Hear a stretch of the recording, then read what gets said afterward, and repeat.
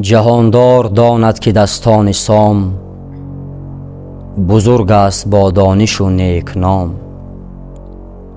همان سام پور نریمان بوده است، نریمان گرد از کریمان بوده است.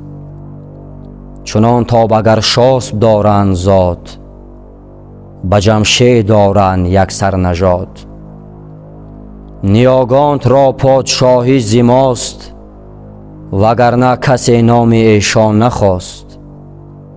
چو کاووسی کی شد به مازندران، سخن گفت دستان بسی اندران.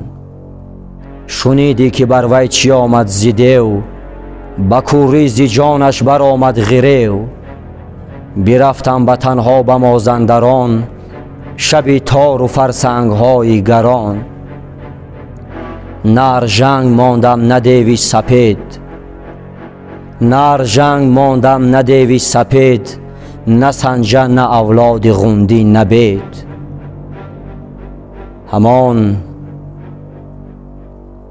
همان از پی شاه فرزند را،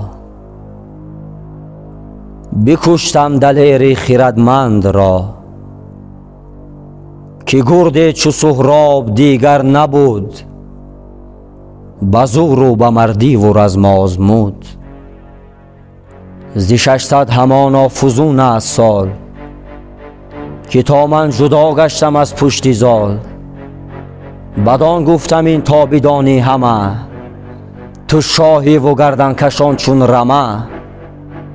تو اندر زمانه رسیده نوی، اگر چند با فر کیخسروی. تنی خویش بینی همه در جهان، نه آگاهی از کارهای نهان.